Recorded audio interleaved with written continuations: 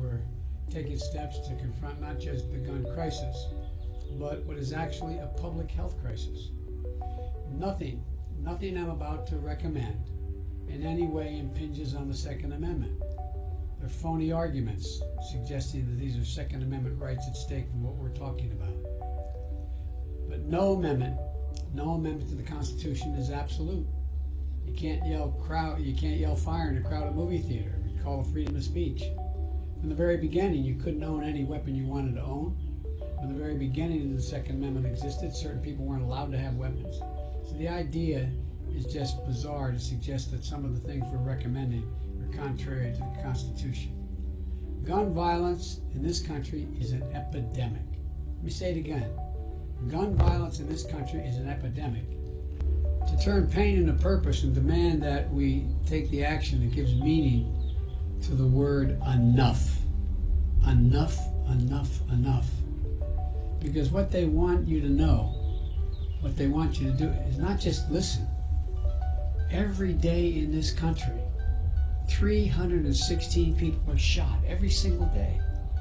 106 of them die every day.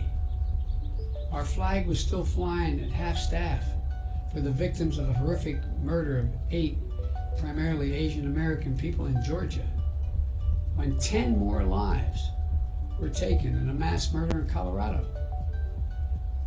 You probably didn't hear it, but between those two incidents, less than 1 week apart, there were more than 850 additional shootings. 850 that took the lives of more than 250 people and left 500 injured. This is an epidemic, for God's sake, and it has to stop. Today, with online sales and ghost guns, times and trafficking methods have changed, and we have to adjust. We also have to ask the Justice Department to release a new annual report. This report will better help policymakers address firearms trafficking as it is today, not what it was yesterday.